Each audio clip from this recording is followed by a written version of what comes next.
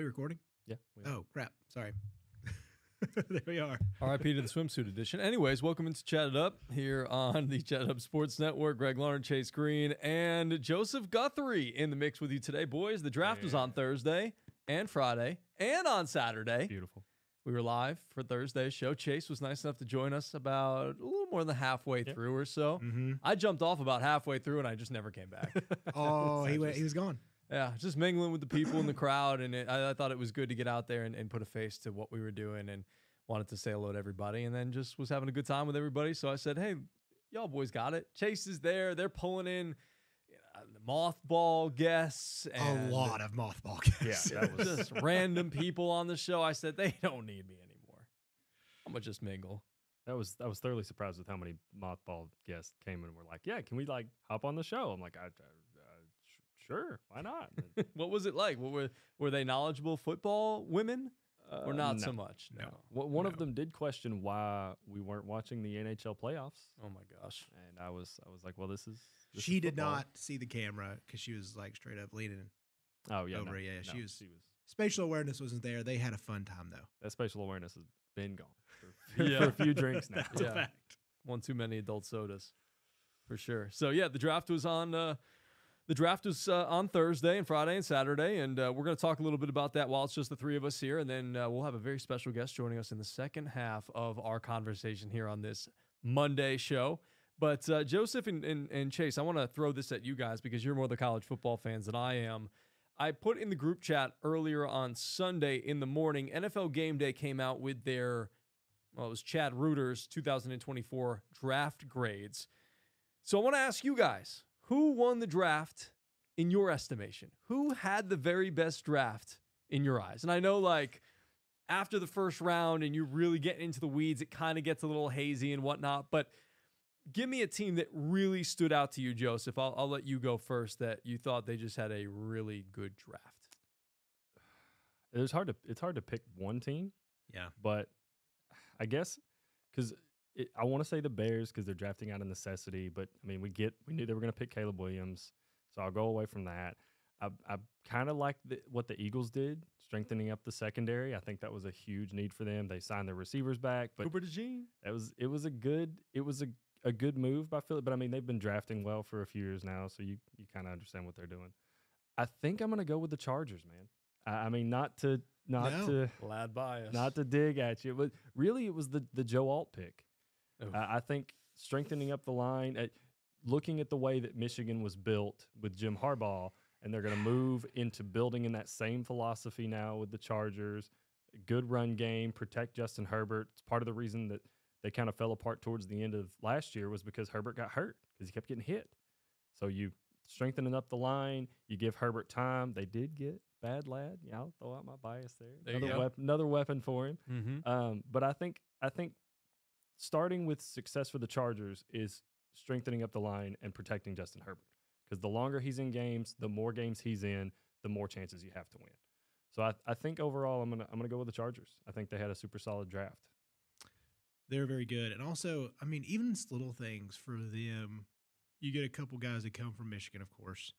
You get Colson, you get Cornelius, even as a wide receiver, at least he can help out a receiving crew that's not wonderful right now. Nope. Not wonderful. Not. So if you have somebody that can at least talk you through and know what Harbaugh brings, like, hey, this guy, like, this is how he wants you to run this. And we're not super football experts. We can't dive into the exact route tree they're going to run and how that's going to work. But somebody that knows Harbaugh from the offensive, and now they have a defensive side with Colson and a linebacker that was another leader. And this kind of felt like a draft where not to the same caliber as a couple years ago, Georgia, whenever you felt like you could draft anybody on that defense and be A-okay. Mm-hmm. Not the same effect, but if you get a couple Michigan guys, you're going to be all right. Yeah. And he did that. It's a national championship. He went home. He went home and he got a few guys, and that was smart. The Eagles were my pick because I really like, and even getting Jeremiah Trotter out of Clemson was a good pick for me. Like, you're really shoring up some things you needed. I like Johnny Wilson out of Florida State. Mm-hmm. He's Keon's. We'll talk about him in a second, I'm sure. But, he wasn't Keon as far as size, athleticism, top end stuff, but Johnny was a bad man. Johnny was a bad man. Yeah.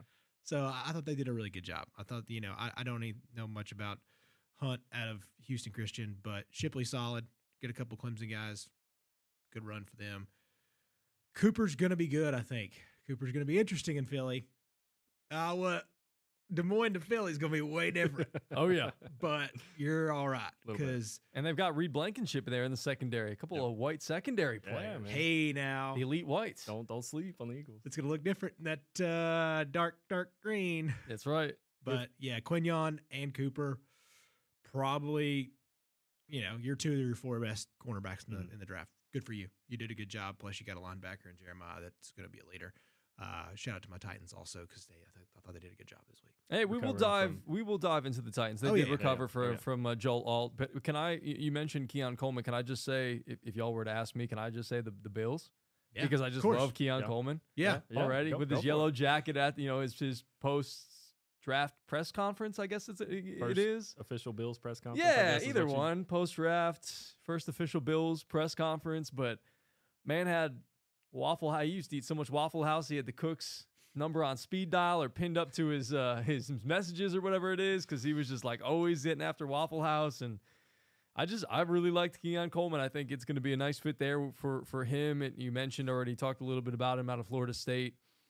He was really good there at Florida State, and throw him in the mix with a guy like Josh Allen. You need somebody to throw to there. You mentioned the Chargers. The cupboards are sort of bare, so that was something they needed to address right away. I maybe would have liked to see them dip back into that playmaker pool. I know they got Ray Davis out of Kentucky as a running back, but other than that, it was all linemen and defensive players. Well, Harbaugh says that offensive linemen are weapons, Gregory. They are weapons for sure. Well, I mean, and if that's the case, they got 1, 2, 3 different weapons within this draft class. But I just love Keon Coleman, so I'm going to go with the Bills. What do you think about Ray Davis?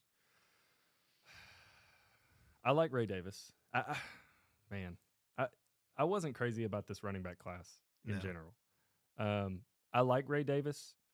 I think he's a good balance with what James Cook is for the Bills, because he's kind of the opposite. I could see him being more of a power back. James Cook's kind of like out of the backfield. He's a little more shifty. So I think that could be a good balance on off downs for Ray Davis.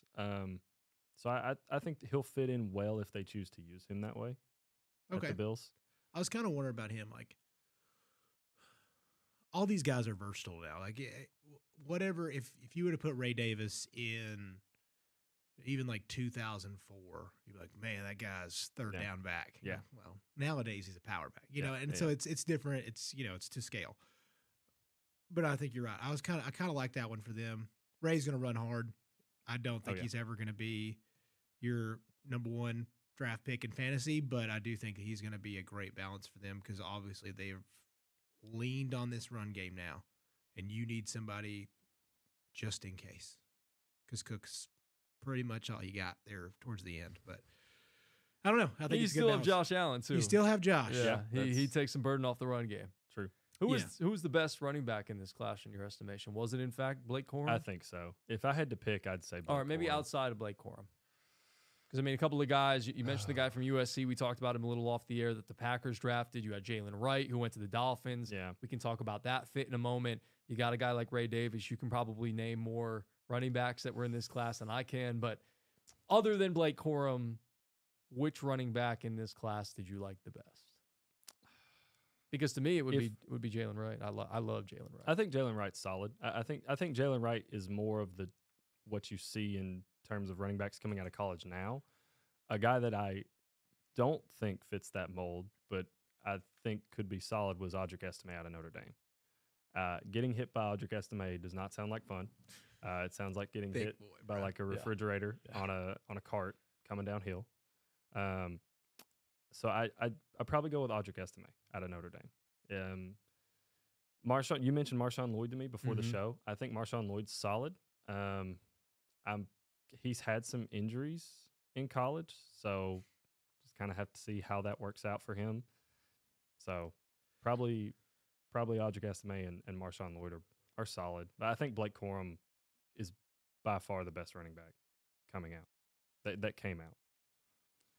I mean, yeah, if you, I think just overall, like, what's going to work for a team for a long time, I think Blake's it. But I like Jonathan Brooks too. I think he's pretty electric. He had to sit behind Roshan and Bijan for 2 years, and I think he really stepped up. I think that's an offense that was trying to show off a little bit too much of Quinn Ewers at times, and Brooks just made it work every time he got the ball. It felt like for many big games. Trey Benson's is good. You know, I don't love Allen out of Wisconsin. I hate to say it. It just Braylon feels like, Allen.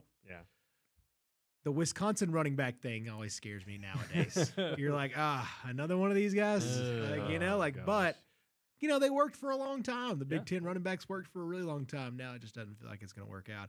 So I hope he's kind of the guy that proves me wrong, because, you're like, well, we're putting a bad name on 6'2", 245, but it's a lot of juice, bro. But there's another one that Bucky Irving's great name. That's out of my Oregon. favorite. Yeah. But you're right. Audrick's a tank, dude. He's a tank. And he was a stud. Yeah. I'm glad you brought up Jonathan Brooks though, because I was a big fan of Jonathan Brooks.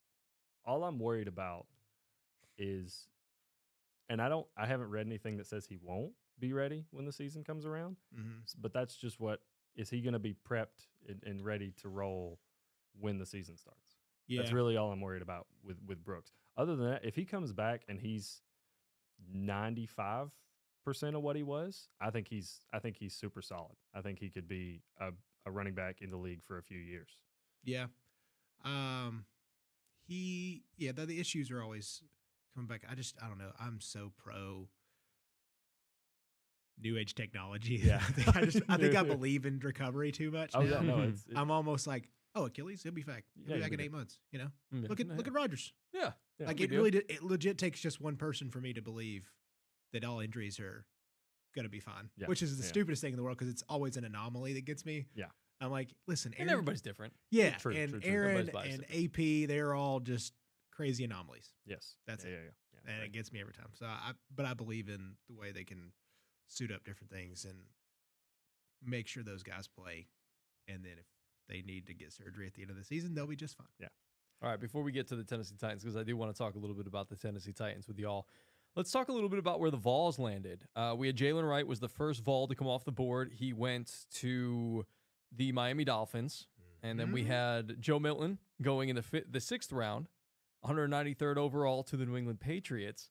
And then Kamal Haddon getting drafted in the 6th round, number 211th overall to the Kansas City Chiefs. Now, out of all three of these that have gotten drafted, which to y'all is the best fit out of these three Volunteers that got drafted? It's no doubt about it, Jalen Wright to me. I mean, listen, we got Mostert's going to have 1, maybe 2 years left. Achane has had a couple little sprained ankles and different things that have kept him out a week or two here and there anyways now. And it's just the name of the game in running backs. Wright's going to get an opportunity probably pretty early.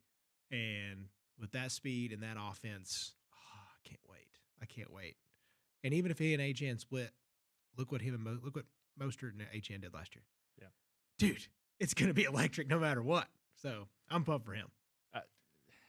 I don't want to just repeat what I know, you said, but it just makes no sense. Also, I mean, Achane missed time last year. Yeah. So, I mean, if he repeats that same cycle, it's just more opportunity for Jalen Wright to get in and be like, hey guys, I can run the rock. I can do this. I can catch passes. I can come out of the backfield. I can block. It's just more opportunities. If damn it, his name just left me. Mike McDaniel? No. Mostert? Not Mostert. Running back? The other running back. Yeah. His name Jeff just Wilson? No.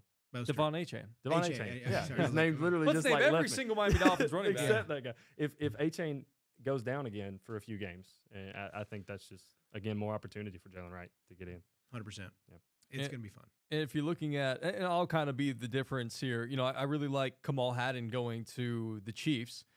They've had a pretty darn good secondary. Spags has always seemed to be a very good defensive-minded coach, not the greatest head coach, but a really good defensive-minded head coach. The Titans just traded for, what's his name? The Jalen Snead. Yeah. Yes. Snead. They just got Snead from Kansas City. So there was a little bit of a need there to get a little bit more depth in the secondary for the Chiefs. So Kamal Hadden, I know he ended the season with a torn ACL, and hopefully he'll come back strong. Just kind of one of those things like you talked about. Hey, torn ACL, no problem. He'll come back. You'll be fine. Yeah. Because that happened, I can't remember which week. It was late in the season. It was very late. But still, plenty of time. Yeah, he'll be fine. He'll be fine for opening day, and hopefully he gets an opportunity out there in the secondary. Just to kind of talk a little bit more about some other guys who were undrafted free agents, let's kind of go through the other Vols that got opportunities as undrafted free agents. Linebacker Aaron Beasley signing with the Seattle Seahawks. Really like that fit. Yep. New regime coming in there after Pete Carroll left. You've got cornerback Gabe Judy Lawley, went to the Tennessee Titans. Hey. There you go. You've got offensive tackle Jeremiah Crawford going to the Carolina Panthers. They need all of the offensive line help that they can get. Safety Jalen McCullough going to the Los Angeles Rams. They're looking for playmakers there on the defense, especially in the secondary. Corner receiver returner D. Williams also going to the Seattle Seahawks. Seems like they'll probably just use him as some sort of a weapon, some way, somehow on special teams. You've got tight end Jacob Warren going to the New England Patriots, teaming up with Joe Milton. Receiver Ramel Keaton going to the Las Vegas Raiders. I don't really see him as a pro, to be honest with y'all. No. But who's out in Vegas? Adams. Is Renfro gone? I don't know if he's still there. No. Jacoby Myers was there. Yep. Seems like there's a lot of guys in front of There's him. quite Not a a few great guys, quarterback yeah. situation there.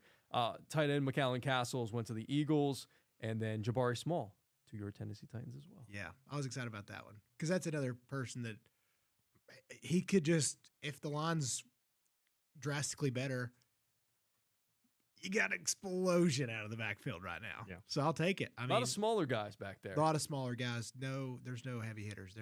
We are a far cry from Derrick Henry now. Yeah, You literally went in Leaning. the opposite direction. complete opposite direction. Yeah. All right, segue that to the Tennessee Titans. Chase, tell us a little bit about how you would quantify their draft, the picks that they got, the newcomers, things like that. What are you thinking about this team after their draft selections in 2024? Well, this is actually a weird one. Like when you look at all the draft grades, some people love it. Some people are like, I don't know about this guy. Because the J.C. Latham pick it's questionable to me because you're looking at, he was probably in his 380s playing last year is what it felt like. They said he's dropped 20 pounds. He's getting more mobile. They said they're telling me all the right things. So now you're starting to buy into it. And he was, I think the air quotes quote from literally every article in the entire country was he was a people mover. So you got a mountain of a man. Don't mind that. And he was a stud at right tackle. He has not played left tackle probably since high school. I know he's not played it at Bama. So it's a big transition. And even still for the Titans, it's like, what are we going to do? Move Petit Friere over? I don't know. Radence over to left tackle? No, Oh, you don't want that. sure don't. So you're hoping Nick takes a jump or he moves over, or Latham just works out. That's what you're hoping. That is what you are hoping. And if he does, awesome. He does have incredible top end talent to be a tackle because he's a freak athlete at a monster size. Like all the cool bro stuff you want to talk about, he's got it. He's got it, and he is good. I mean, there's a reason he was a top 7 pick. But he's got a lot of stuff to work on. He has got to figure out left tackle, and not left tackle in college, left tackle in the NFL. That's and in an huge. AFC South that's getting a lot better really fast. So I hope we're all ready to take our lumps for a few months, and hopefully he gets it figured out. And just be patient. I think JC is somebody you're going to have to be patient with, and hopefully you see signs early enough where you're like, I promise, we have Bill Callahan. Just let him work. Yeah. Let him get these Bill guys. cook. Exactly, baby. Let Bill cook. Now, another man. Yeah, I was going to ask you because I know that's not your favorite pick of the Titans draft. Who's your favorite pick of the Titans draft? He is by far, well, you want me to go big fella first, or you want me to go? I want you to go whatever your favorite pick is. 'Cause Okay. I think I know where it is based on our conversations off the air, and I wanted you to talk about this man, but yeah, go with the big boy. All right, I'm 'Cause gonna I go know that's what you're talking about. Yeah. I'm gonna go Devondre Sweat. Oh, dude. Controversial. Some people hate it, bro. Hate it. He's a party boy. Like that is his main thing right now. Is he loves an adult beverage. We got a DWI, and he's supposedly in all the interviews he was telling every team that, hey, I'm a change man. I'm working on it. And then 2 weeks before the draft, he gets another DWI. It's like, come on, dog. Come on. Broadway might be tough on that man. I know. So give him the Todd Downing treatment. And I think this is another part about like loving your team so much and believing in culture and I really believe in Rand as just a leader of men type of guy from a GM position. And I hope with Bill Callahan and Pop and son Callahan, we got just a good overall staff plus a pretty dang good locker room, and your counterpart is the best defensive tackle in football now. Thank goodness Aaron Donald left. Now you have the best ET, and you're like, oh, I get to learn from this guy. I get to be alongside this guy every single day. I want to learn and live just like this man, because Jeffrey has really come into like the right guy to follow on field, off field, practice field, whatever field. He's got it. So if Tavondre can learn that, dog, this guy is a freak show. You're talking about the best DT probably in football last year per awards. Freak show in a lot of categories, size, speed. He moves a lot. Now, there's some questions. I know people say he stands up a little too tall for a DT, but stuff you can work They'll with. learn. He'll learn. He's got the best to learn from. Yes, he's he got does. the best to learn He from. literally does. Big So Jeff. I'm hoping that Tavondre really works out. Just has to grow up. Just has to grow up. That's the main thing. From there, one of my favorites, just, go Heels. Cedric Gray, great leader, two-time captain at UNC. That is a terrible defense. I know. I promise I know. But Cedric is the type of guy that kept people from getting to 70 instead of just 40. Tackling machine, had 5 picks in his career at middle linebacker, and a guy that has to cover for a lot of folks. That defense was rough at times. And a lot of teams had to go air raid on them because Carolina could score quickly as well. So you're in a lot of tough pass positions, but he's a machine, and he is a great leader. Great leader. So I'm hoping we might have that Mike linebacker that can just give you that dog in the middle. You miss those like true old school Brian Urlacher type leaders in the middle. Yeah, they were always so much fun. You had AJ Hawk. Yeah. Like, you just love a linebacker that's also your green dot guy. Yeah. Luke Kuechly. Oh, yeah. Cowboy collar and all, dude. Yeah. Dude, yeah. Yeah. I'm probably going to send Cedric a cowboy collar. Just like, Like, hey, I need you to please. wear this. What's another one? A visor. Yeah. Eye paint is always a cool one. Mm-hmm. The war paint. Yeah. Did you guys think the oversized mouth guard was an intimidating piece? No. No. Okay, because I feel like some guys it worked, and then some guys I was like, like if you're Dick Butkus and you're just like he's crazy. Yeah. But like if that was on Brian Urlacher, it wouldn't make sense. No, it would Yeah. not. No, Like okay. new agey is, it's not the same. Yeah. So get your cowboy collar out, Cedric Gray. Damn right. Yep. I don't know much about Brownlee. I know he was at Florida State for 2 years or 3 years, and then he went up to Louisville. Louisville's pretty bad, so I'll be honest, I didn't watch a lot of Louisville tape. They You didn't? No, sure did. their record indicated that they were much better than they actually were. Okay. Like they had a good season. I think they went 9-3 or 10-2, made the ACC title game, but they lost to crippled Florida State. I mean, like they had a weak schedule, and very weak schedule. it made them look better than I think they actually were. So Yeah, I just didn't think they were a great team. yeah, no, I totally think that's fair. To say. Okay. All right. And then Not the worst, but yeah, and then supposedly that Jaquan Jackson's the type of guy Yeah. that you're going to get what did I see today? A first-round grade punt returner. So that's exciting. I like that. Because you then definitely need the Titans need that. because then you Big then you're allowed to take away Tajay from that role, which is great. Yeah. Like to give Spears another breather, like And I don't more want- volume. I don't want Kyle Phillips back there. Sure, not anymore. Jaquan played with Tajay Spears. Both Yeah, played that's at right. Tulane. Yeah. Roommates, Oh yeah, roommates, bro. Sweet. That's insider info. And then and just another guy from Michigan on the best defense. Go ahead and draft Jalen Harrell and call it a day. Dude, why not? Why not? It's a safe pick. Anybody off that Michigan defense this last season, anybody that was a 1 or a 2, I don't think it's a bad pick at all. Yeah, and I've seen grades again. This is from all the boards that I've seen C+, I've seen D-, I've seen A-. So all over the place. It's Who all knows? over the place. And again, it's the draft. We don't know. But I like a lot of our guys. And Sweat in a bad locker room scares me. But Sweat next to Jeffrey and him being like, hey, dog, when you do the right things, you see this bank account I got now? This could be you. This could be you, dog. Could be you. This could be you. And it's a lot of fun. And it's a lot of fun in this city. See those state taxes your boys are getting over there? We ain't got those, No, no. baby. No, they don't. You got to pay So, that yeah. over here. Yeah. I'm excited about it. I'm Yeah. really excited. Yeah, think we should be. and I think what you mentioned at the end there was big because you look at this defensive room and you mentioned Jeff, Harold Landry's been around for a while. Kenneth Murray's been in the league for a couple years now. Arden Key, the same thing. Chidie Awuzie is there now. He's a veteran player that's had success in the league. L'Jarius Sneed, as we mentioned earlier. Roger McCreary's been here for a while. Elijah Molden, Amani Hooker. Like, there are guys in this room, in the defensive room, that will help keep him accountable. Yep. Which will be huge for Tennessee. The last thing that I want to get to before we introduce our guest here, Joseph, you need to talk to me for a second about your Georgia Bulldogs.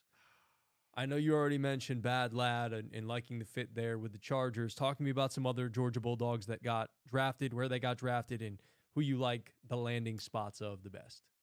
My favorite outside, I love the Lad pick. I do. We've already covered that. But probably my favorite is Javon Bullard to the Packers. I Don't get this man going too much right now. I don't mean to just Fire me up, Joseph. Go ahead. I don't Keep mean talking. to, but you but, do not I- on purpose. But you Javon's don't a hate it. workhorse, man. I mean, coming out of high school, he was a 3-star, probably a little overlooked. Kirby turned him into an absolute ball hawk, man. I mean, everywhere in the back end of that defense, Javon was there. 267 snaps, something like that. Never gave up a touchdown. He's a workhorse, man. He's because he was undervalued, so he's got that dog in him. Not to make that pun, but he does, man. He hits bigger than he We is. don't He do that can on this cover. podcast. He can. I'll do it for Joseph. We can start No. anytime you guys want to start. No, I won't get him knocked. Hey, as long as you keep talking like that, I will bark all you want. So I think Javon will do really well in Green Bay in that secondary. Another guy I like Tyke Smith going to the Bucks. Tyke's similar to Javon in that same role. He played at West Virginia, ended up transferring to Georgia, played that like star role kind of, fit in really well, super good in coverage. I think that's a solid pick for the Bucks. Outside of that, Zion Lowe got picked up by the Falcons, but I think that was an undrafted free agency, so I'm a little worried about that. I guess I really like Kamari Lassiter going to the Texans. Yeah. Not to I kind of. know. No, it's a not good to pick, kinda, dude. like- yeah, Yeah. I know. I knew it was going to get here eventually. I think Kamari was underrated as a corner, coming out of this draft. So I think that's a good pick for Houston. I hope he does really well. I think he's super solid. So probably Javon and Kamari are my favorite.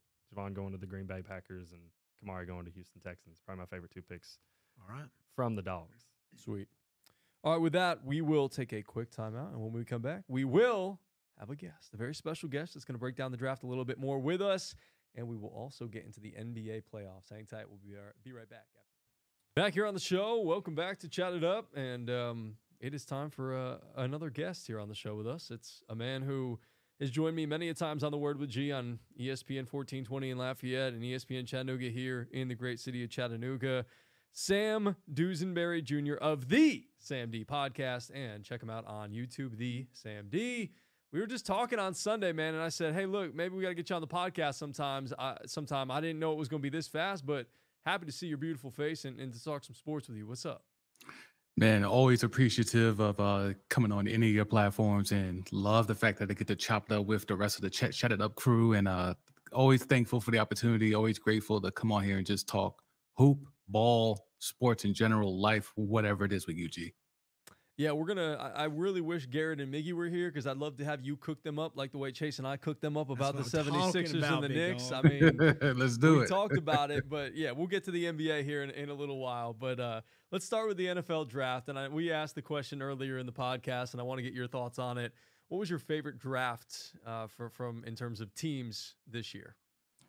I'm gonna go back to my childhood. It's the team of my youth, no. the Oh, no. Chicago Bears. I am no longer a fan of that team. Let me be absolutely clear. I'm not drinking the Kool-Aid, and I'm not talking about the DB Alabama. I love the fact that they saw the opportunity, they seized the opportunity, and they didn't hesitate. The Bears could have bared in years past. They might have traded back because they were scared of the prospect of what Caleb Williams is and the expectations that come with taking a QB at number 1. But to get not only him, but then still have your own 9th pick and to get Rome Odunze to pair with him. Because with the Bears, you have to look at the fact of Keenan Allen's old and that contract is on the back end. So he's probably not going to be there no more than a year or two. And DJ Moore, even though he's a number 1 by default, he's truly not that true game breaker, Justin Jefferson type of number 1 wide receiver.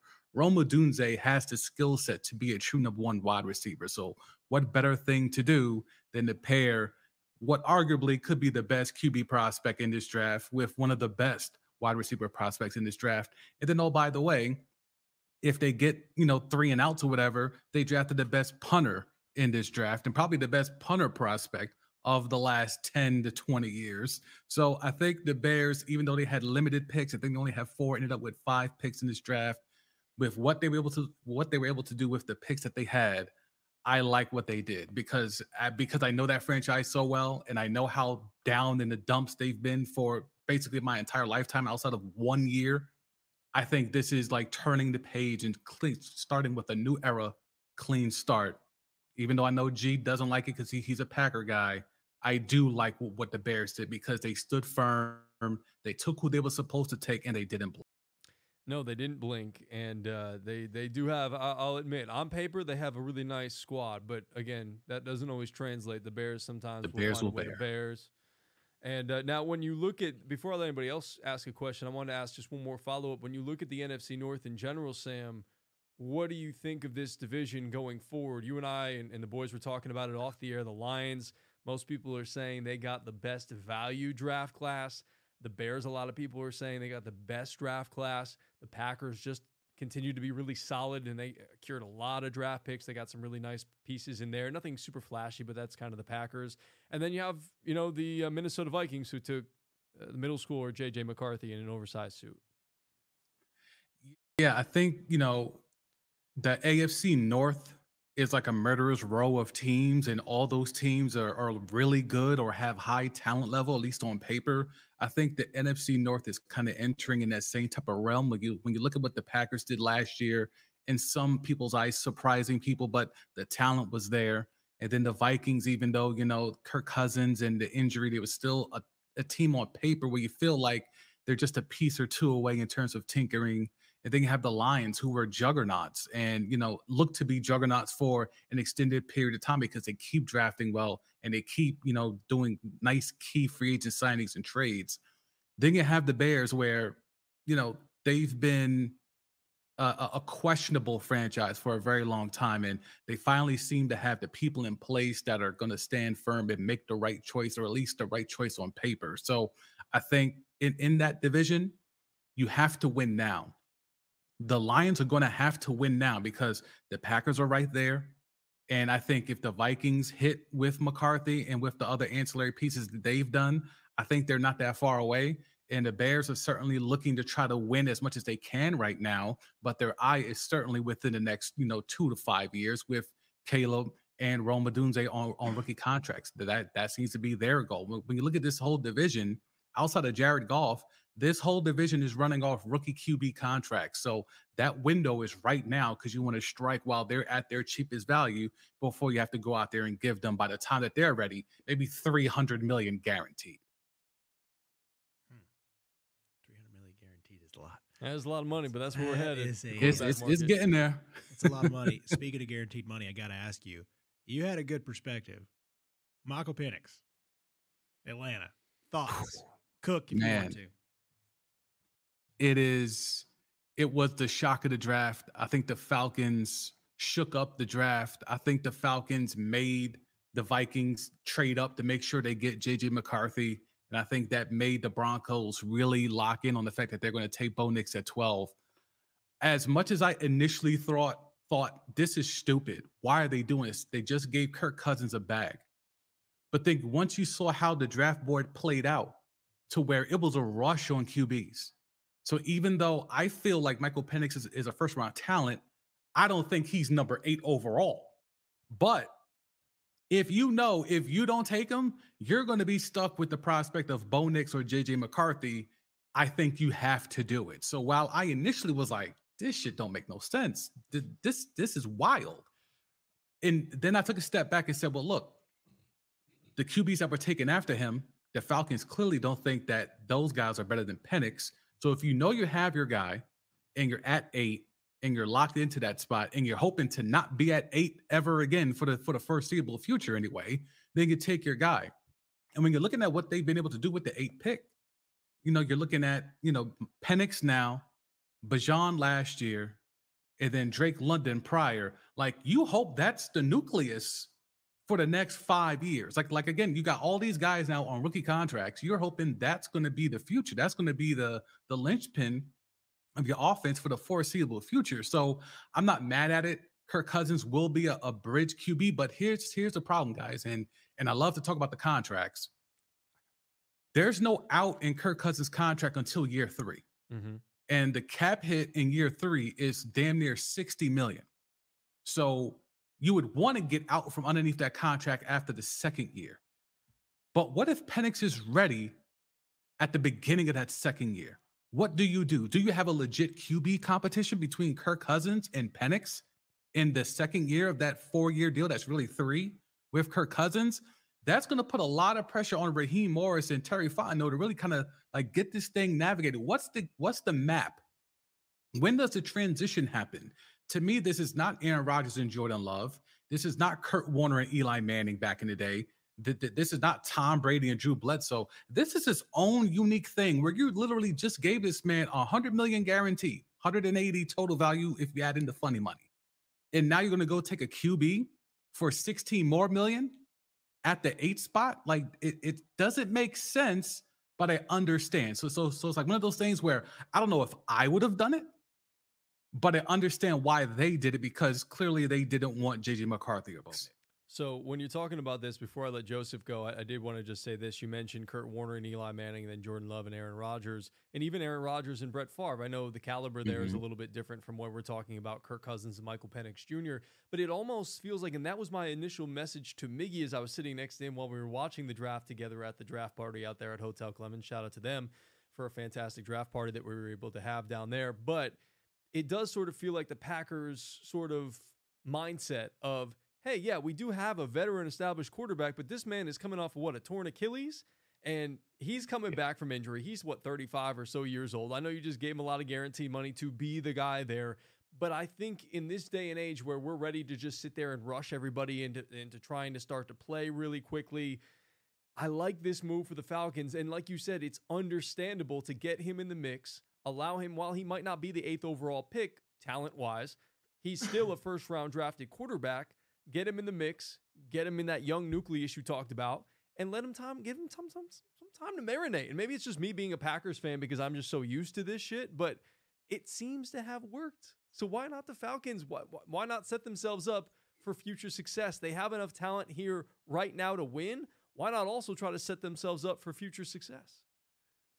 I think that last piece is the issue. They're set to win right now.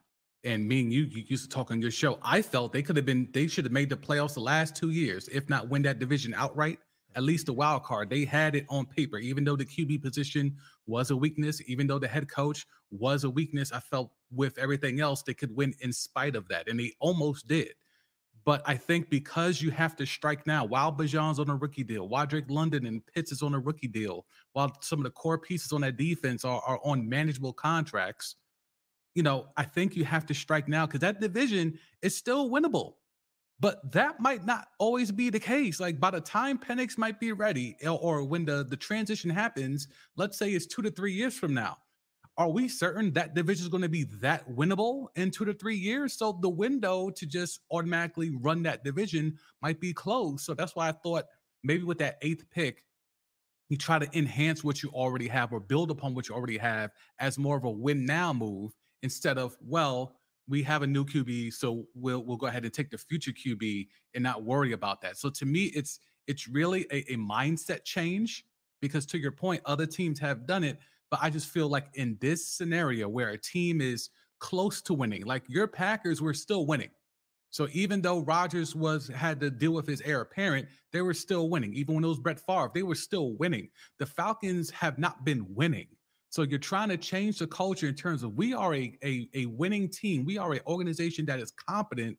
It's hard to sell that when you haven't been winning. You go out there and give $100 million guaranteed to a QB and then go draft another one at the 8th spot.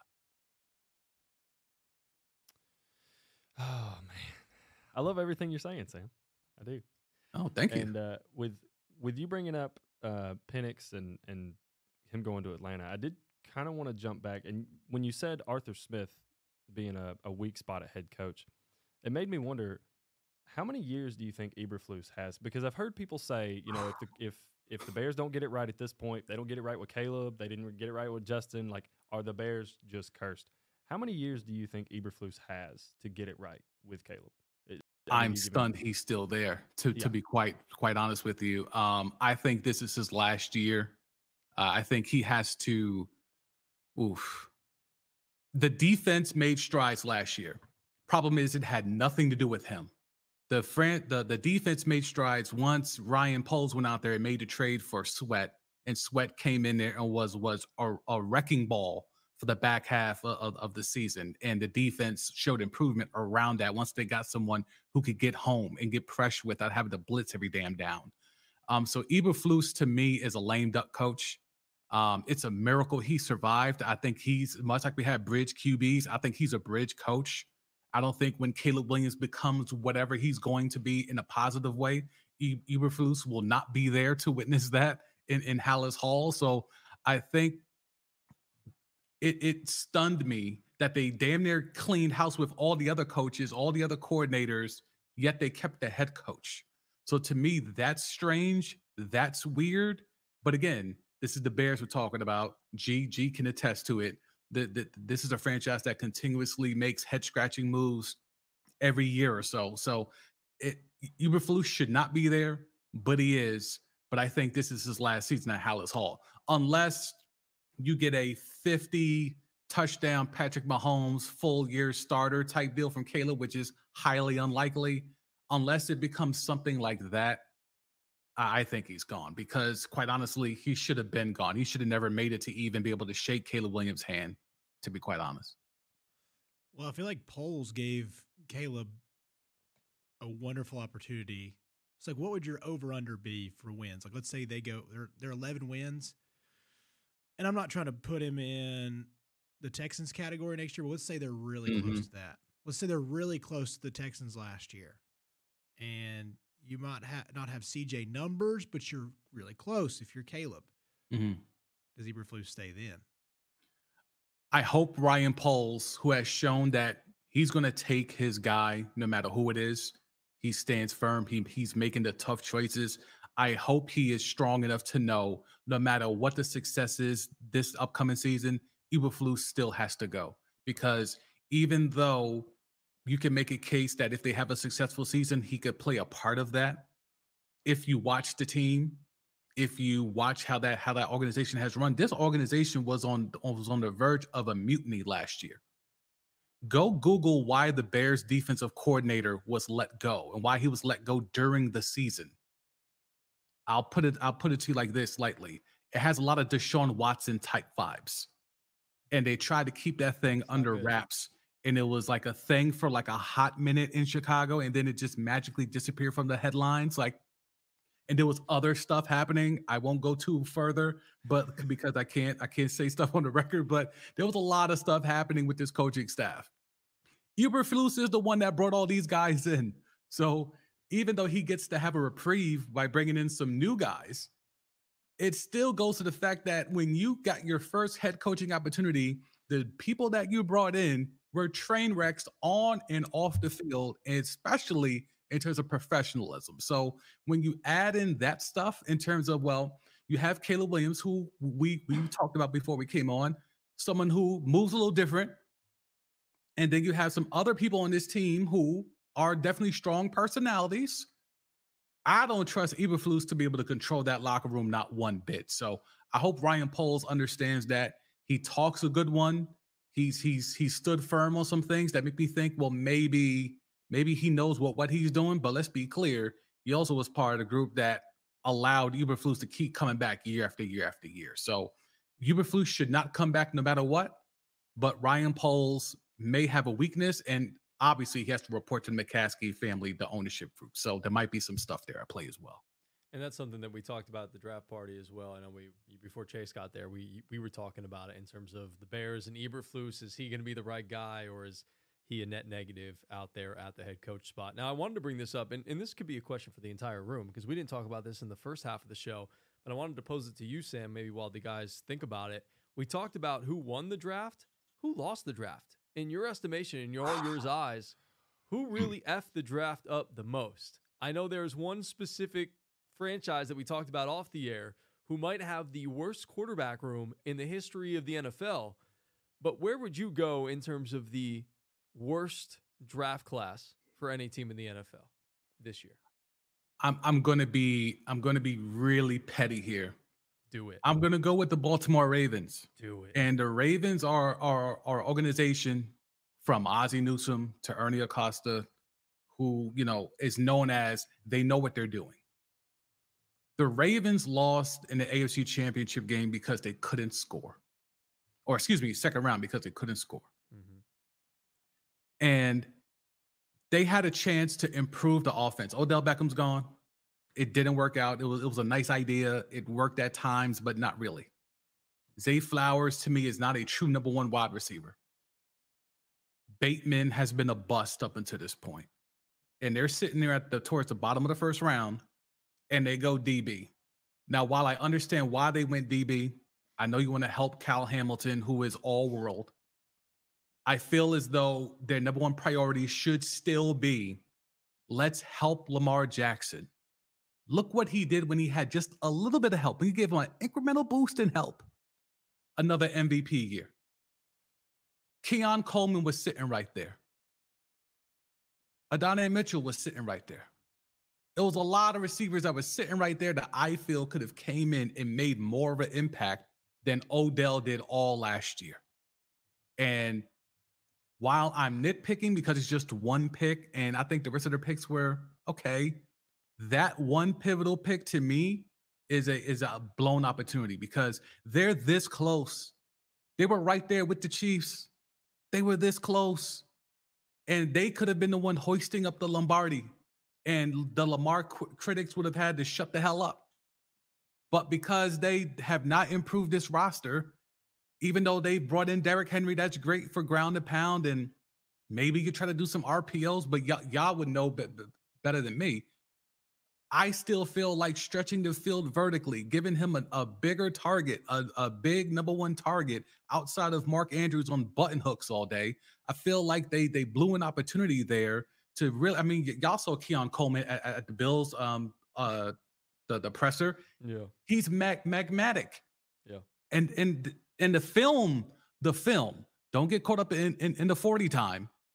The film, he gets open, he can run routes, and he makes catches in traffic. Those are all the things Lamar Jackson needs and what that offense was missing. Because while Zay Flowers could do some things and he's shifty and he's quick, he's not taking the top off the defense. They thought Odell, with whatever he had left, he could be that guy. He clearly is not. So there's still no one on that roster. And I know Tez Watkins later. Tez Walker. Yeah. Tez Walker.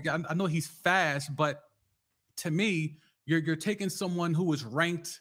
I saw him ranked as low as the 20th ranked wide receiver in this class, where you could have had Keon Coleman, who was perennially in the top 10 of this wide receiver class. So to me, I felt like that was a missed opportunity to upgrade at a position that, even though the Ravens were very close to getting to a Super Bowl, it's still a humongous weakness of this offense. So to me, I'm going to Baltimore Ravens. Joseph or Chase, y'all have a thought on who F the draft up the most, in your Well, opinion? I'll say this. I really think Tez is going to be pretty good. I think Tez, unfortunately, got stuck behind the NCAA the whole first half of the year as a Carolina fan. But the offense before and after him at Carolina, which the defense is so atrocious, it didn't really matter. But with Tez, it was a drastic difference. You had multiple 100-yard games, and he was electric. I think he's not Keon Coleman. You're right. But I do think they got a really good value in the fifth round or in fourth round. Sorry. But yeah, he's a really good wide receiver. I'm with you. I think they probably should have gone one of those guys. There was so many good wide receivers, late first, early second. But for what they did get, I think it's a pretty dang good value. Worst one. Yeah. Dang, dude. I've got mine ready. Go ahead. Yeah. I was gonna say I've got a couple I've that got I can throw two. out there. Dude, I'm just gonna play off whatever y'all do. Okay. I think it was the Falcons, man. I do. I think it was Let's go. I think it was the Falcons. I think they Just saying botched that 'cause it, dude. Biggie's here. Not I here. I mean, Michael Penix is 23. He's blown the same ACL twice. He's been injury prone. Say he takes 2-3 years to get ready. Say he takes 4 years to get ready. Okay. At that point, who's he going to be throwing to? All these guys are on these rookie contracts. They're probably not going to still be there. How do you know they won't sign him? They won't. They might. They might not. Drake I mean, London, Kyle Pitts, Maybe. Bijan I Robinson. think they'll get rid of Pitts. I think they'll get rid of Kyle They Pitts. might. Oof. Damn. I do. I think they'll get rid of Kyle Pitts eventually. Depends how he looks with Kirk Cousins. It Because, I does. mean, It he has does. not had a quarterback to throw him the football. If he looks legit the way we think he should look with Kirk Cousins, there's I no hope way they he- let that guy go. I hope he does. I hope he works out and they ball out. But I feel like you could have, with the way that you're pitching this about waiting, you could have gotten a better quarterback on another rookie deal a few years later, instead of buying him now and being like, well, yeah, we can wait 4 years. But you won't see be if able he to works wait out. at that point. I mean, then you're doing the same thing you've been doing. What do You've you been mean? losing. If Kirk is good, you're not picking in the top 10 no more, right? No, If exactly. Kirk No, is yeah, hurt. no. That's the investment pick. Yeah, that's You are. that's You right. are. Yeah. That's fair. And I mean, Let him I marinate. feel like you Just let him could've- marinate. it's He's fine. a little That's older. fine. Let him marinate. I get it. And if I'm wrong, I'll I own know it. you'll I'm own wrong. it. But I mean, I don't really like anybody else they got. I mean, Braylon Trice is pretty solid. Jace McClellan's meh. I don't think they got better where they needed to get better to win with Kirk Cousins. Okay, that's fair. You want to go? Or do you want me to go? Where's your team at? Where's your number one? Do you say they're- North or South? It's the AFC. Both of them are in the AFC. Okay. I'm gonna go. I'll go with either one. So you just go ahead. Okay. I'll take if it's you take one of mine. I'll pivot. I'm gonna beat the crap out of them here. Carolina Panthers drafted Ooh, no neither. offensive lineman. Okay. And I got to watch them in person versus the Titans. And this was a rainy day in Nashville. And the Titans were kind of in that weird reeling spot. And they allowed the Titans to get a little momentum back and try to fight. And I was like, oh, cool. Titans defensive line's good. No, that offensive line in Carolina is so bad. And you did nothing to help it really at all. And I like Leggett. I think he's probably the perfect guy for them. But they sure need some offensive line help, and they didn't do that.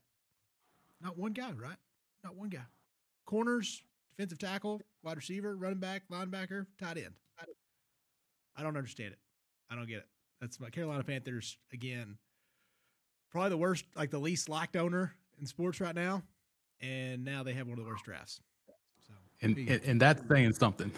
that's so Yeah, bad. that It's is so disappointing. bad. I just don't understand it. And I feel so bad for Bryce. The panic in his eyes. My beautiful wife gave us wonderful tickets. So I got to see the scared face on this man the entire day. I'm telling you, boys, it was just fear. I've seen that fear. I played against Aaron Douglas in basketball. I know that fear. I've gave him that look before. I know what a monster feels like coming at you full force. But Carolina Panthers, rough day. As much as I love Leggett, as much as I do. All right, love, well, love Leggett. I'll say both of the teams that I was thinking of because neither of you said the teams that I was thinking of. The one I'll go with honorable mention. You mentioned Deshaun Watson earlier. I'll go with the Cleveland Browns. They didn't have a first-round draft pick. They only had, 6 picks in this draft overall. 2 of them were 7th rounders. They had a 2nd, a 3rd, a 5th, and a 6th with the 2 7th rounders. I don't know a ton about the guys that they ended up getting. I assume Michael Hall Jr., the defensive tackle out of Ohio State, is pretty darn legit. Pretty good. No. See, exactly. That's what I'm saying. Not great. That's what I'm saying. That was their number 1 pick this year. So I'll throw the Browns in there as an honorable mention. But if you take Bo Nix with your first-round pick at 12th overall, and you pair him with Zach Wilson, Ben DiNucci, my Italian brother, and Jared Stidham, boys, that might be the worst quarterback class we've ever seen in the modern football history. So I don't care what the rest of the draft looked like for the Denver Broncos. I'm going to say the Denver Broncos because Bo Nix I thought was an atrocious pick at number 1. I don't believe in him, as we talked about during the draft party. I've just seen enough of bad Bo when he played good defenses instead of playing out in the Pac-12. I just don't believe in Bo Nix, and they didn't have a second-round pick, so I don't know exactly how much better the Denver Broncos really got, and we'll see how good of a quarterback coach Sean Payton is with this quarterback room. He's a fraud to me. Sean Payton, fraud. Okay. I got a question for you. Why is it...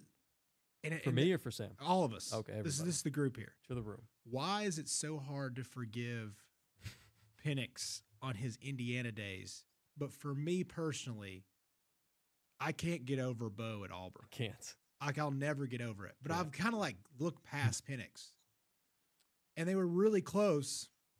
I mean, I know Penix got the dubs this year, but still, it's really close. But it's so much harder for me to forgive Bo at Auburn. I'll let you go first, Sam.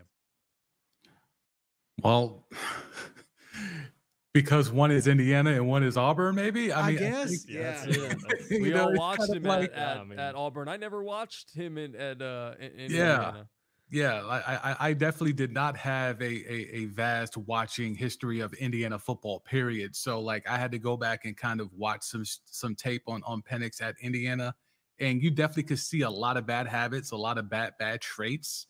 But I think because of the age, because he bounced around, because he's been playing for a minute, a lot of that stuff from Indiana didn't translate when he was at UW. Whereas with Nix, yes, you saw improvement from Auburn to Oregon.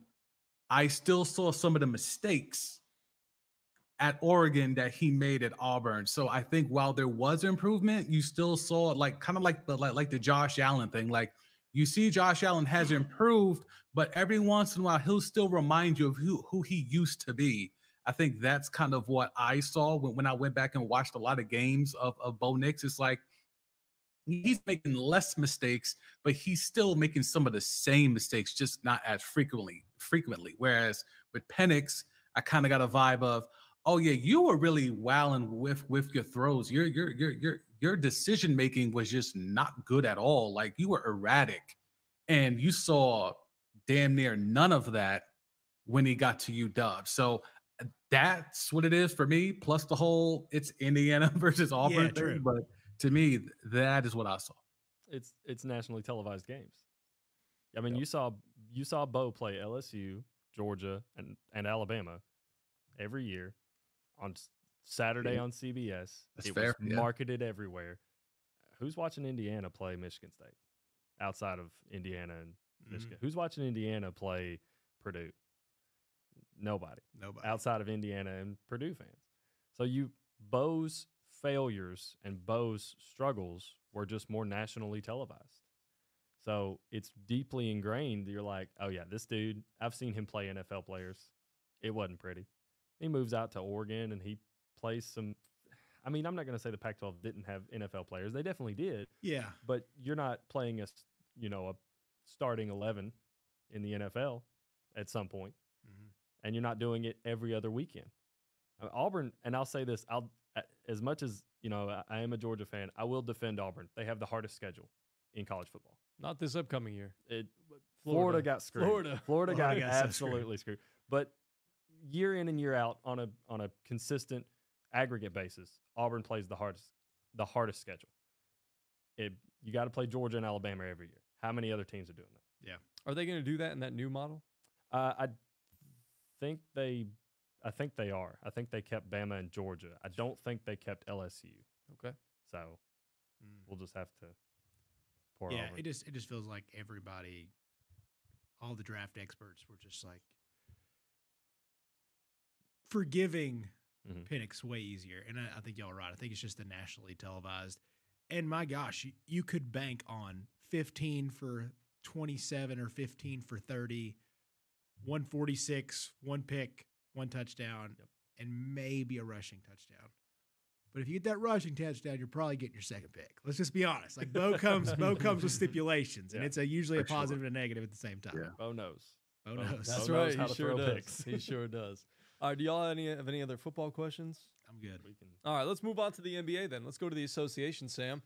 You are a big time basketball head, and this is really your wheelhouse. But and I don't want you to talk anything super duper specific in terms of like what the series are at this point, because people, you know how the podcast game works. Like, we wanted to continue to stay relevant. So talk to me about the playoffs and what we've seen so far. And when we're recording this, it is Sunday evening, so we've got some things to talk about, and we've got a bunch of games coming up today on a Monday. And so talk to me a little bit about your favorite first round series that you've been watching so far and why it's been your favorite. Wow. So obviously there's been some series that are kind of anticlimactic. Like, does anybody care about Orlando, Cleveland? No. Like there's just certain series that people just do not care about, right? So, but in terms of a good basketball or, pure basketball or something like a throwback series, I have to go with G's Knicks and the Philadelphia 76ers. Like, I'm getting a lot of 90s vibes watching these two teams. It's tough interior play. It's maybe some dirty play with Joel, flagrant fouls. He was stepping on Josh Hart, and it brings you back to a time when basketball games were in the 90s and 80s, and that was the final score. Like it brought me back. So I think if you're a casual NBA fan or a casual basketball fan and you're just trying to get in the mix, I don't know if Sixers Knicks is the series for you because it's a slow pace. It's a lot of threes, a lot of missed threes. It's a lot of fouling. It's ugly basketball. But for me, that's what I grew up on. So I'm like, oh, this shit is amazing. In terms of fun basketball, you have to go with, and the series might not last that much longer, especially, we are recording this Sunday night. Timberwolves Suns. Ant-Man Anthony Edwards, if you're not hip, get hip, because he's the next one up. And I know me and G have been talking about this guy for a couple of years now and, trying to figure out, well, who's the man, Karl Anthony Towns or Ant-Man? And I've been saying for a couple of years, this is Ant-Man's team. If you want this team to be anything, I know Cat makes all the money. He's got all the fancy numbers and he thinks he's the guy. He's not the guy. And it took until I feel this year to where Ant-Man can tell Cat, you're not the guy. I'm the guy. Give me the ball and clear the hell out. Yeah. He has a lot of energy. He's got a fun spirit. He's cocky. I'm sure former Bulldog is in the house, but like he talks with the football player mentality. I wasn't that enthused about him coming into the league because he kept saying how much he loved football, which normally is a red flag. Well, love football so much. Why aren't you playing football? But he's brought that mentality to basketball, and I think it's translated in a major way because he's bringing that football swag to the hardwood, and it's been an amazing thing to watch. So if you just want fun basketball, you still have Kevin Durant, you still have Devin Booker, and then you have the enigma that is Rudy Gobert, and then you have Ant-Man and Karl Anthony Towns. It's just a lot of star power, but it's up and down basketball, fun basketball. I know the Warriors not in it, and a lot of people want to see Steph run around and do stuff. I think supplanting Steph running around off, curls and pin downs and all of that is you have Ant-Man, Anthony Edwards, dunking on people, hitting threes in Kevin Durant's face, and doing DX chops to the camera. And I can't get enough of it. I can't get enough of it. Pause. But it's Ant-Man, and what he's been able to do is, I think he's going to be the next one up in a few years that's going to finally take that mantle from Kevin Durant, from LeBron, from Steph. I think Ant-Man is going to be one of those guys that takes us into the next 5-10 years in the NBA as being linchpin. And a reason for that is what you saw from game 2 to game 3 was game 2 for guys at his age. Usually when you're shooting that poorly, you're out. They get But he was scared. not. Yeah. He was one of the best facilitating moments I've seen in a long time, especially from him. For a guy, they were throwing anything and everything at him, and they're, the way he drives off his right hand, and you get the high double or whatever you want to do off his first dribble. They were coming at it with everything, and he still was tremendous, despite not having a good scoring night. Awesome defender, wants to be the guy that guards the best player. Don't usually have that nowadays, and to each their own. A lot of guys don't have to. That's what these teams make you, make moves for, to get the 3-and-D guy or whatever. But then he steps right back up in game 3 and gives you a 36-piece. He's awesome. And it's in different ways, fellas. Like that's the greatest part about it is, as you mentioned, if he doesn't have a good shooting night, if the jumper's not falling, he's still attacking the rim with ferocity. He's setting up other guys. He's doing the dirty work. Like you'll very, very rarely do you see a guy that's at his status that's on the floor going for loose balls. Like it's different for him. And it took a little bit for me to warm up to it, as I mentioned earlier. But like now that over the last couple of years, I'm like, oh, I get it now. You're bringing that mentality over here, and it spreads the enthusiasm. Like it spreads. Like it's his energy is contagious. Because Mike Conley is hella old, fellas, and he looks young because he's playing with Ant-Man. Mm-hmm. Like there's some old dudes on this team. Like Ant-Man's the only youngin'. Like Naj Reed ain't really that young. Like there's a lot of vets on this squad, and Ant-Man has kind of given them all a boost of adrenaline because they realize, oh, this young kid can carry us. If I'm Mike Conley, I might be able to sneak and get a championship. I might be able to sneak and get to at least an NBA Finals. Like it's not a foregone conclusion that Denver is going to walk through the West because the Timberwolves are here. OKC is here. I think the western side of the NBA playoff bracket is immensely interesting. The East, to me, is a little bit of anticlimactic because I think it's really just, unless Giannis and Dame can come back, which is dicey at the moment, I think it's really just Bucks, Knicks, Eastern Conference Finals, whoever does that, and that might be interesting. But all the stuff in the West is amazing. And I was talking with G earlier. Lakers, Nuggets. Yes, the Lakers are down 3-1, but it was a great graphic last night during the game. It's, if you put it in percentages, the Lakers have led for about 75% of this series, and yet they're down 3-1. Like in this high-level basketball, LeBron has done some has had great moments. Anthony Davis has had great moments. Jokic is Jokic. He's unstoppable. Jamal Murray with the buzzer beater. Aaron Gordon has had some big moments. Like the basketball that's being played in the Western Conference is at such a higher level than what we're getting in the East. That what Ant-Man is doing, the fact that he can maybe drag Rudy Gobert to a NBA Finals, that he could drag Karl Anthony Towns to an NBA Finals, just speaks to how great Anthony Edwards is.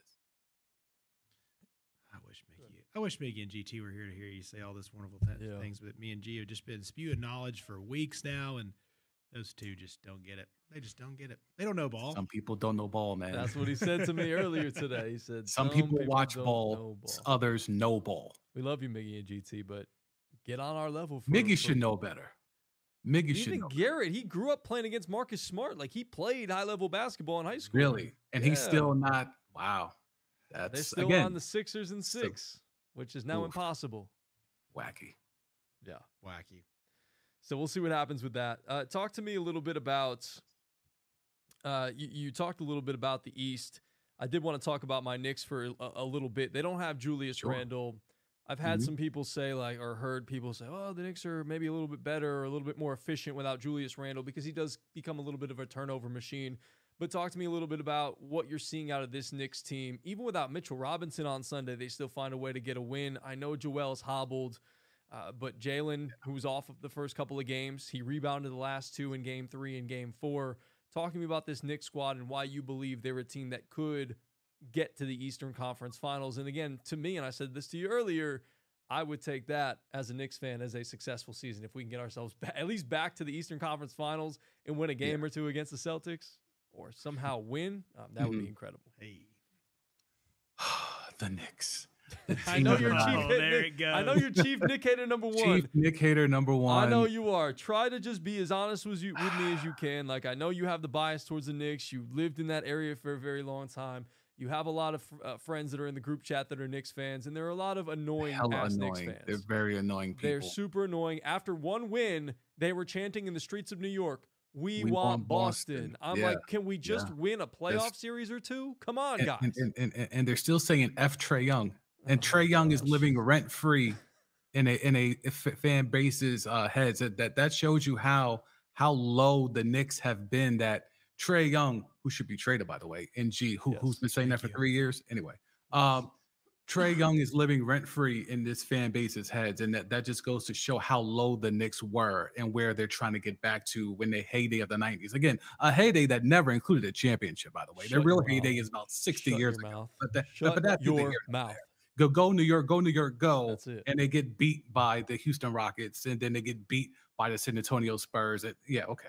Cool. At least they got to a couple of finals. Great. At least they got to a couple of finals. They got to some finals. They got to a couple finals, and they never had a chance in any of them, even though they went to Game 7 against Houston. At least it was fun. It was fun times for John Starks out there as a cheerleader today. You're the reason why Patrick Ewing doesn't have a ring, John Starks. You're the reason why. That's true. Anyway. All right, keep talking. Knicks. Yeah. So, Tom Thibodeau, the meniscus tearing taskmaster, this is what he does. He'll take a roster and he'll squeeze every ounce out of it, hand gesture, pause, but he'll squeeze and wring everything he can out of a roster, including your cartilage, including your ligaments, and just your blood, sweat, and tears. But he gets maximum return on his investment. He did this with the Bulls when it was just D-Rose and a bunch of dudes. Now he's doing it again where it's Jalen Brunson and a bunch of dudes. Like, as long as he could get that one guy and then he could just get everybody else to buy in, it normally works. But it works to a certain degree, and it always bumps up against something. And that bump is usually talent. And that's why I think the Knicks' biggest bugaboo is going to be. But let me not go too negative against the Knicks. Let's talk about the good about the Knicks. Thank you. Jalen Brunson is a star. Now, here's the problem with New York. They're making him a superstar. He is not a superstar. Let's slow down. He's a star. He's a number one on this team. Is he going to be a number one on a championship team? No. Can it be a number two? Meh, maybe. But this Knicks team is good enough right now. I think this Knicks team will make the Eastern Conference Finals because they're going to face the winner of Milwaukee, Indiana. And Dame has the bad MCL, and Giannis might not even play this Indiana Pacers series. So there's a chance that the Knicks are facing the Pacers in the second round and not the Bucks. That seems like a cakewalk to the conference finals, if you ask me. So I think the Knicks are in a great spot here. I think even if they do face the Bucks and they lose, it's still a successful season for the Knicks because, again, Brunson got the 4-year, $100 million contract, and no one in New York or nationally thought the Knicks would be a 2 seed 2 years later. So the fact that they have achieved this, winning 50 games when only the Celtics won more, like the fact that they've been able to do this and look good and done it without Julius Randle. To G's point, yes, there are a lot of people that feel like, Julius Randle is a plague to this team. I feel as though he is a plague to the offense. He's still a big body. They could use him banging against Joel Embiid and exploiting Embiid right now because Mitchell Robinson has no offensive game. Hartenstein has no offensive game. And they had to dust off, Pachua today. Precious Achua. Precious Achua today. And he has no offensive game. He kept blowing layups like he was Charles Smith. So he can't give you anything. At least Julius could give you something in the paint and be good around the rim. So the Knicks have a good roster here. The problem is I think the East is bad right now. But that's good for the Knicks because they don't have to be that much better to be able to sneak in there. And if they can catch Boston sleeping, which Boston has been prone to do over the last couple of years in this Brown and Tatum era, the Knicks have a legitimate chance to make the finals. Now, do I think they're going to make it? No. But because Boston has tricked this off before, where the Heat have taken them out a couple of times in this Brown and Tatum era with way less talent than what the Knicks have right now, I think the Knicks have a legitimate chance to make the NBA Finals.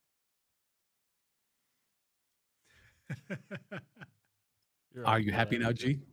Super Okay. happy. Thank you, Sam. Made my I night. gave you the soundbite to Made my play night. when the Knicks make it. You could say, I even got the chief Knick hater #1 to say that the Knicks are going to make the finals. I sure did. At 9:15 on April 28th. It was Perfect. Yes, It was said. timestamp it. Yes. Got anything else? I'm just happy for you, buddy. Thank you. I needed do. that. This does have a little bit of the Trae Young Atlanta Hawks vibe. Like you could just get to the Eastern Conference Finals and it's like, well, we made it to the Eastern Fool's Conference Finals. gold. Yep. But the outside haters are going to say, well, but you don't have to, buddy. You make it to an Eastern Conference Finals and you enjoy that. I will ride that wave. I know that appreciate was it. probably the worst Eastern Conference Finals team of all time in that Atlanta Hawks team. I'm with you. I want Trae Young on.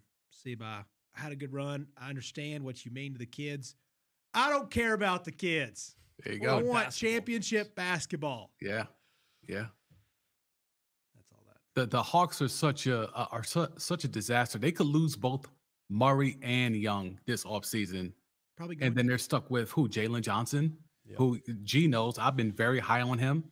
And I'm not saying he's going to be like a future #1 option or whatever, but he's a piece. He's a core piece. You cannot involve him in any deal. So, you know, the Hawks are in such a spot where the Lakers allegedly, because of the whole Rich Paul Braun thing, or Murray, you know, everyone wants to be a Laker until it's time to go be a Laker, until it's time to make things nasty with your current team to go be a Laker.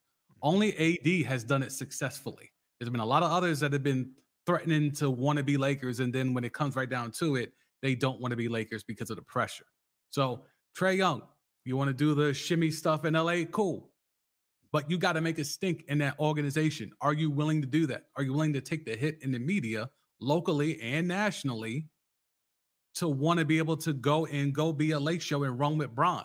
And let's be real. Is that even going to do anything? Is that even going to really help the Lakers? Is Trae Young that much better than D'Angelo Russell right now? Like, to me, it's an upgrade, but like a tiny upgrade. It's like, well, I got tenths, but instead of 30%, I got 20% tenths. Like, to me, it's not that big of an upgrade going from, you know, D'Angelo Russell to now Trae Young. So the Hawks are in disarray, and me and G have been talking about this for a very long time, and I've been saying break this whole thing down. I don't know where you start with that. This draft upcoming is a very bad draft class. So you can't even try to finagle something in the draft or hope the ping pong balls go your way for a savior. There's no Wemby in this draft. There's no Brandon Miller in this draft.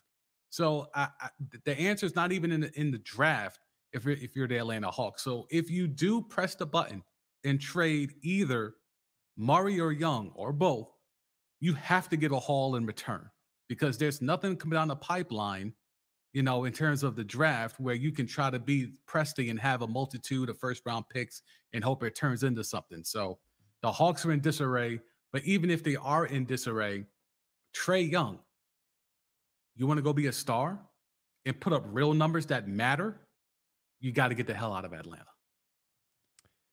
Yeah. Girl, bye. See you. Later. Yeah. Bye, Felicia. Yeah. All right, the last thing for me that I wanted to sort of end with, and if you want to jump on anything else, you can certainly do that. Or Joseph, if you want to throw in any NBA tidbits yourself. I know you're not the biggest NBA guy, but I kind of want to switch over to the WNBA for a second because on Sunday, one of the best college and WNBA players announced her retirement. I wanted to ask you about this as well. Candace Parker, Man. two-time Yeah. national champion. What else did she do? Two-time MVP. She's done 7-time everything. All-Star, 3-time Yeah. WNBA champion. I mean, Yeah. she was one of the best, and we want to give her our flowers real quick. Can we get a 3-clap one One time for Miss Candace Parker? So Like talk it. to me. Dude, one of the biggest VFLs of all time. great for the WNBA to kind of keep it going. I think that, she was one of the last of the Pat era to have that superstar power. She carried over, but damn, is she good on TV, man. She's really good on TV. I got to give it to her. I was like, maybe Candace would be pretty good. I like the vibe she has. I think all the guys respect her. It's a big part of TNT. You need that. You need somebody to fill those Tuesdays. Let's be honest. Like, sometimes the Tuesdays get a little low middle of the season. She's great for it. I think she brings a different audience. She's a good perspective. That girl could ball, though.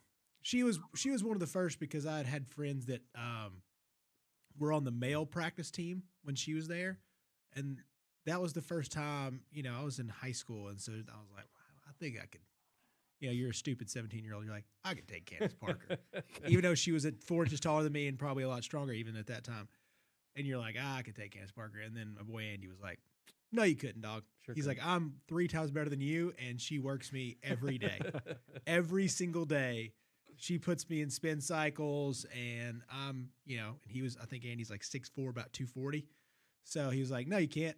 No, you can't, buddy. And I was like, I needed that perspective. I really needed that. And so Candace was like a fun humbler in like my early life of being like, oh, I'm nowhere near a Division I women's player. So that's always my fun thing about Candace. And plus she was one of the last things I remember about like the Lady Vols love. Because around here it was humongous. Like, I would say in my childhood, I could probably triple the amount of like loyal women's basketball watchers than I could the men's basketball. Like, through the 90s and early 2000s, my family tuned into every single Lady Falls game.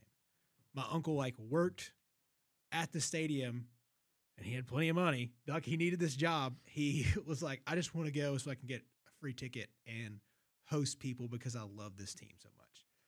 So it was really cool, because she was like the final piece for me to like really stay tuned with Pat, and Pat was amazing and all that stuff. But she is humongous to the Vol culture, and to bid thee farewell for a WNBA career, and glad we get to see you on TV, Candace.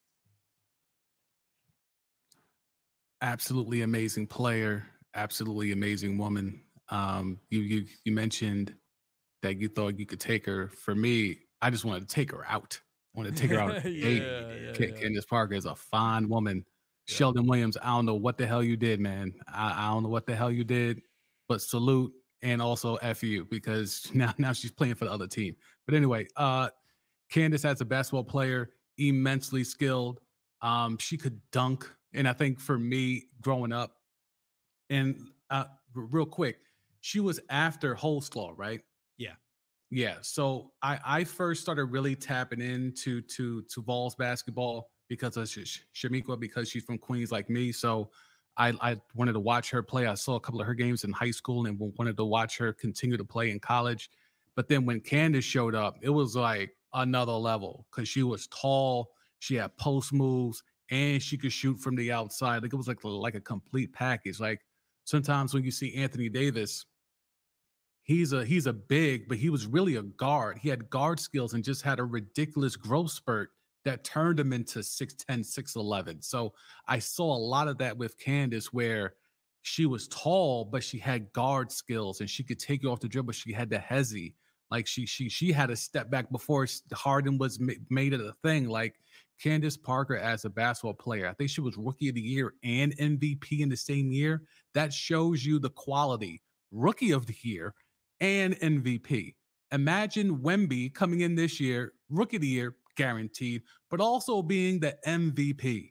That's what Candace did in the W. So she is a phenomenal player. As Chase mentioned, a fantastic broadcaster.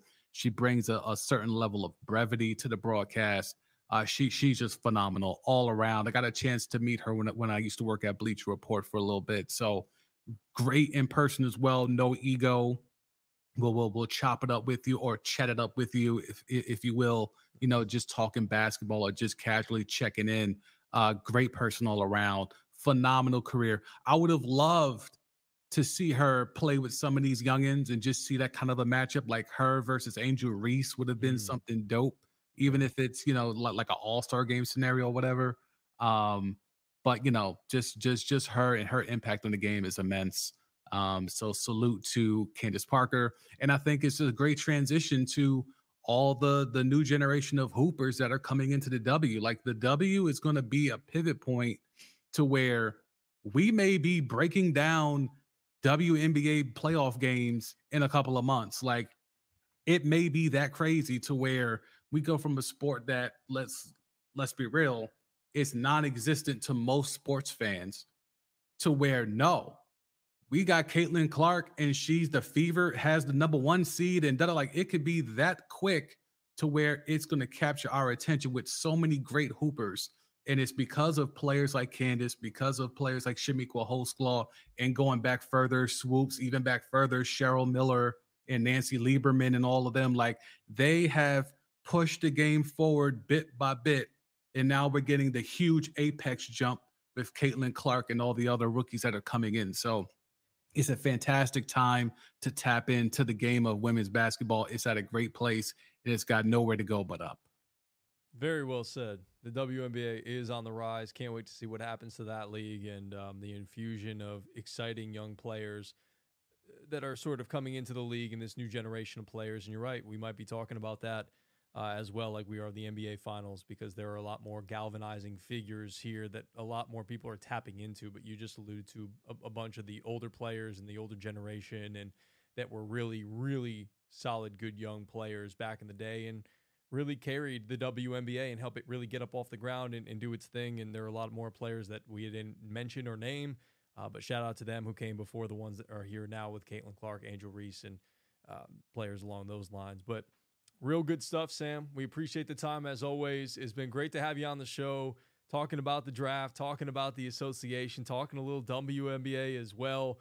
You can find them up on Twitter at TheSamD or at TheSamD Podcast. Search for it wherever you get your podcasts at TheSamD, TheEeSamD, TheSamD Podcast. 5 stars, nothing less. Make sure you tell a friend. It's been a pleasure having you on here, my man. Thanks for dropping the knowledge and having some fun with us here on the show this week. Love the platform, love the moves that you guys are doing. Just want to keep supporting you guys and just implore the listeners that this is the type of content, this is the type of platform that you want to support and get behind, because it is local, it is entrenched in the community, but it's also big enough and has a scope enough that it can talk nationally. You can't get that everywhere. So understand what type of content you're getting here. Understand the ethics and the people behind the scenes that are putting all this stuff together. Love the platform. Always been a supporter of G, but I also have gotten to know Miggy, Chase, and the rest of the crew, and just really, really enjoy the content you guys are putting it out. Always trying to support, but when I can, however I can. Appreciative of the opportunity. And fellas, I would love to try to do this the other way, where you guys come on my platform and keep building together. Appreciate you, big dog. Great to see you again. Appreciate y'all as always. There you go, Sam Dusenberry Jr. For that, you can stick here while we close up the show. Joseph, Chase, it's been fun, and love having you guys on here and getting a chance to do the show with you guys. Joseph, it's been great getting you out from behind the producer's chair. I know you were reveling in the NFL draft party that we had. Like, that is your time to shine. Let that man cook. Oh, yeah. JG was cooking. On Thursday. I love it, dude. And on the show as well. It's been fun to be able to do this. And make sure you follow us all over social media at Chatt It Up Sports. That's Twitter, that's Instagram, that's TikTok, that's Facebook, that's YouTube. All the good things. Make sure you, again, subscribe, rate. 5 stars, nothing less. Make sure you tell a friend about it as well. And have a great week, boys. Let's have a great week this week. Let's have a great week, baby. We'll be back on Thursday. I don't think I'll be here on Thursday. I got a banquet this coming Thursday, so I might not be here. But we'll hold it down. We'll hold it down. We'll see how long the banquet is. Maybe I'll just come right over afterwards. Maybe like you did. Maybe I'll make like a mid. Up. Yeah, dapper up. Just make a mid, show entrance or something like that. Love it. We'll see what happens. Come on in. All right, fellas. It's been great. We'll catch you all next time. Follow us all over. Have a great day. Have a great week. Peace and love. Love you. Bye.